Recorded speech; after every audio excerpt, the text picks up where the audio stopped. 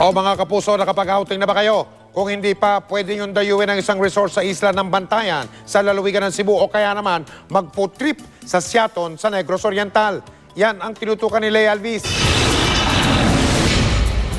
Talaga namang napakasarap mag-food trip this summer, lalo na sa bayan ng Siaton, Negros Oriental kung saan patok na patok itong katutubong tinapay na kung tawagin ay torta. Nakakatakam pa rin kahit wala kang ipalaman. Tuba kasi ng niyog o coconut wine ang isa sa mga sahog nito. Kung seafood naman ang hanap, dumayo sa Barangay Giligaon. Daungan kasi ito ng mga dalupapa o isang uri ng malaking pusit. Ang batang ito nga halos kasing laki na ang hawak niyang dalupapa. Sulit na sulit sa halagang 140 pesos kada kilo lang. Pero ang talagang ipinagmamalaki sa Siaton, ang kanilang siniguelas. Binabalik-balikan ng mga suki ang matatamis na prutas. Hindi lang yan doon in demand, maging sa Cebu at Dumaguete, sako-sakong siniguelas ang dinadala roon. Mahigit 3 oras na biyahe naman mula Cebu City, mararating na itong resort sa bayan ng Santa Fe sa Bantayan Island. Malawak ang baybayin at malakristal ang linaw ng dagat. Nakaka-relax pa ang nakapalibot na mga puno at makukulay na bulaklak. Di nakapagtatakang dinarayo ng mga turista. It's nice. It's a little bit different from most of the resorts, so it was good. Lea Alvis, Nakatutok, 24 oras. Tumanggi ang China na lumahok sa usapan sa tinatawag ng International Tribunal for the Law of the Sea para yan sa paglutas ng issue sa Panatag o Scarborough Shoal. Hindi na raw yan kailangan dahil naninindigan silang kanila ang pinagagawang teritoryo.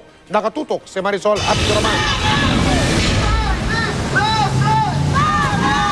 Sa kalsada ay pinagsigawan ng grupong ito ang kanilang protesta kontra China dahil sa patuloy na pananatili ng Chinese vessel sa Panatag o Scarborough Shoal na tinatawag na ngayong Baho de Masinloc o sa ilalim ng bayan ng Masinloc sa Zambales. Nangalampag sila sa harap mismo ng Chinese Embassy. Nagpintura pa sila sa kalsada bilang pagkondena sa pag-angkin ng China sa Baho de Masinloc.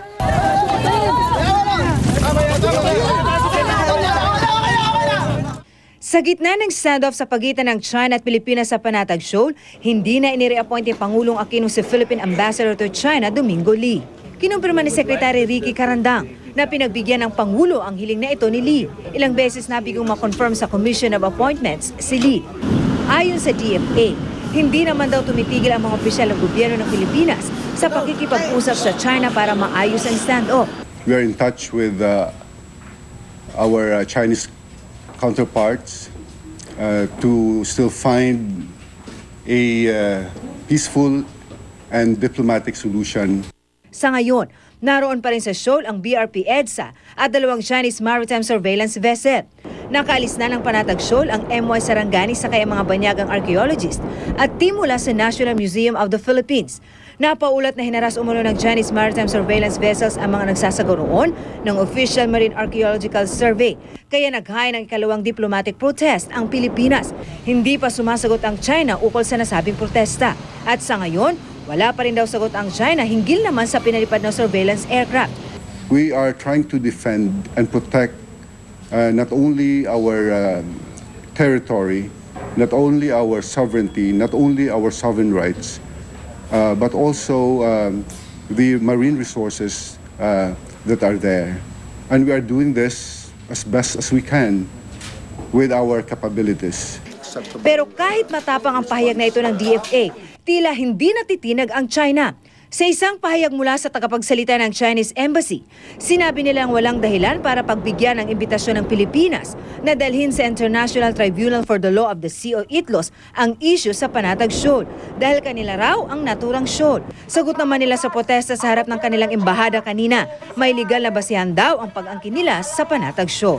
Sa pag-snub ng China sa ITLOS, tila lumalabong pag-asang marisolba ang standoff sa Panatag Shoal sa lalong madaling panahon. Pero ang DFA, umaasa pa rin na maayos ang gusot ng Pilipinas at China sa mapayapa at mabilis na paraan.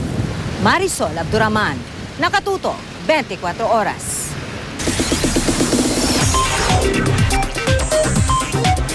Chika Minute! Nagpatalbugan sa kaseksihan ng mga kandidata ng Miss Bikini Philippines 2012. Hindi naman nagpahuli ang pambato ng Pilipinas sa Miss Teen Universe, pati na mga kasali sa binibining universidad. Yan ang chika ni Nelson Canlas. Ready na ang kinatawan ng bansa sa Miss Teen Universe na gaganapin sa Managua, Nicaragua sa April 30. Ayon kay Clarice Marie Abia, pinagbutihan niya ang paghahanda para maiuwi ang corona. Training po and a lot of research also and madami pong training. So, walking, Q&A po, personality development, social graces. Madami po kasi po I have to learn a lot for me, to gain a lot. Ipinakita naman ng mga kandidata ng binibining universidad na ready na silang mag-compete abroad. Ang tatanghaling binibining universidad ang magiging kinatawan ng bansa sa Miss University Beauty Pageant sa South Korea. Nagpasiklaban naman ang 24 na kandidata ng Miss Bikini Philippines 2012 sa kanilang press presentation. Isa-isang nagpakitang gilas ang candidate sa kanilang creative posing competition. Dito raw makikita ng mga hurado ang proportion ng kanilang katawan at pagiging graceful ng kanilang galaw. Natanong naman ng media ang ilang kandidata tungkol sa kanilang sikreto sa pagiging sexy. Eating right, sleeping early, eating vegetables, and just those things. Sa April 27 gaganapin ang Grand Pageant. Ang mananalo ang kakatawan sa Pilipinas sa Miss Bikini International na gaganapin sa Beijing, China sa July. Nelson Canlas, updated sa Showbiz Happening. Up next, bago sina Ate Guy at Governor V, hirit ni Senador Jinggoy Estrada si Comedy King Dolphy muna para sa pagiging national artist. At girian ni na Marian Rivera at Katrina Halili sa My Beloved na uwi na nga ba sa totohanan? Sa pagbabalik na yan ng 24 oras.